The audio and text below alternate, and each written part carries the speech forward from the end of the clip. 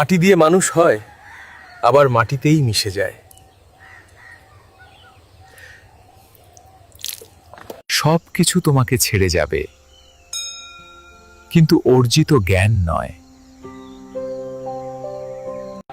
জল বদলায়, পথ বদলায়, আমরা ছুটে চলি অজানায়। এই সুতা পৃথিবীর কোথাও এত পাতলা বানায় না, তবুও রাজারা পড়েন, আমরা শুধু বানিয়ে যাই।